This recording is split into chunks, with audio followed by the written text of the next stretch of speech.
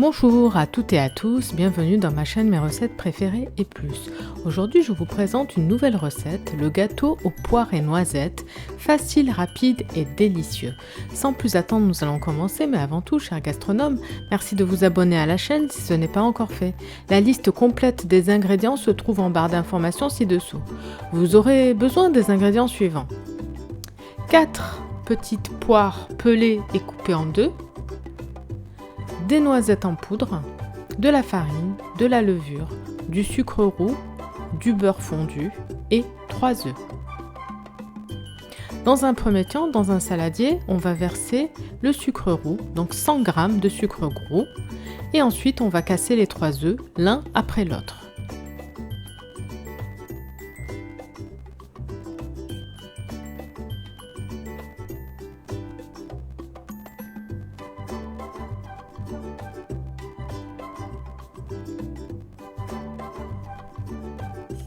Profitons de la saison des poires et des noisettes pour faire des gâteaux pour le goûter ou pour le dessert, des gâteaux de saison.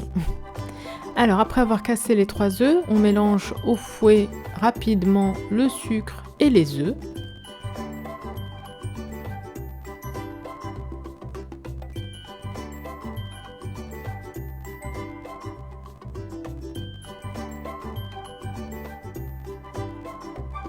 Ensuite, on vient ajouter un demi-sachet de levure chimique alsacienne. Donc le paquet entier fait 11 g, donc il faut prendre la moitié. On mélange le tout au fouet. Ensuite, on prend 100 g de farine tamisée. On mélange au fouet.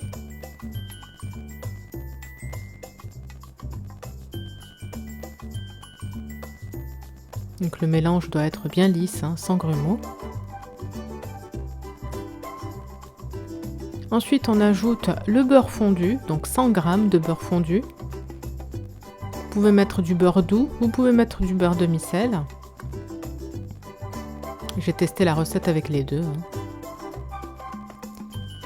On mélange bien le tout.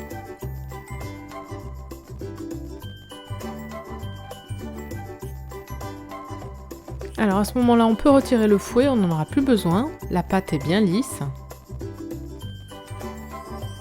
On intègre la poudre de noisette, donc 50 g de poudre de noisette. Et je mélange à la spatule.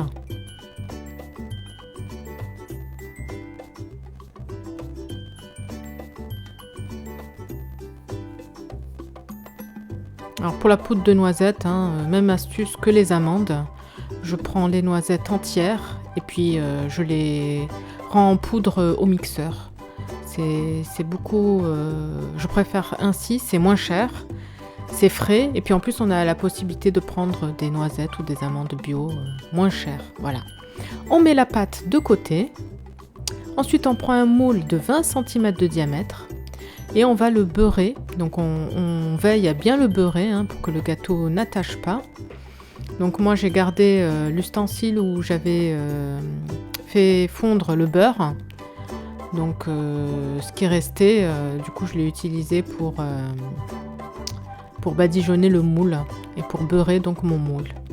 Si vous n'avez pas assez de beurre, n'hésitez pas à en rajouter. Le moule doit être bien beurré pour faciliter ensuite le moment de démouler le gâteau. Alors ensuite on prend nos 4 petites poires qu'on va éplucher. Voilà, là on les a épluchées. Maintenant on va les couper en deux et on va retirer les pépins et les pédoncules. Voilà. Voilà ce qu'on obtient, des demi-poires. On met de côté, on reprend notre moule qu'on avait beurré au préalable. On va verser la pâte. On préchauffe le four à 180 degrés. Puisqu'on va enfourner le gâteau pendant 30 minutes, chaleur tournante.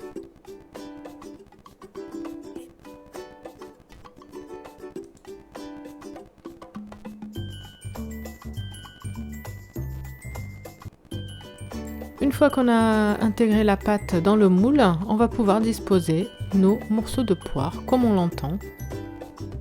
Donc on a 8 morceaux de poire à disposer dans le moule. Et donc vous disposez comme vous voulez.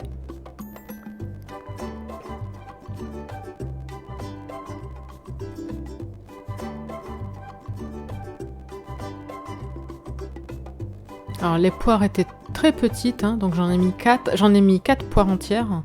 Si vos poires sont un peu plus grosses, 3 devraient suffire largement.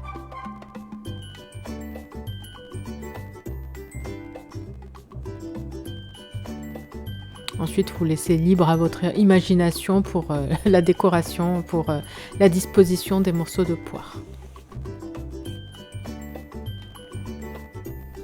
Et voilà, donc là on va enfourner pendant 30 minutes à chaleur tournante, donc cuisson à 180 degrés. Voilà ce qu'on obtient à la sortie du four. On attend que le gâteau refroidisse pour le démouler. N'hésitez pas à tester la recette et à me dire en commentaire ce que vous en avez pensé. Je vous souhaite une très bonne journée et je vous dis à bientôt pour de nouvelles recettes. Merci d'avance de vous abonner à la chaîne pour profiter de toutes les recettes, à liker celles que vous appréciez et activer la petite cloche pour être sûr de ne pas en rater. Bye bye!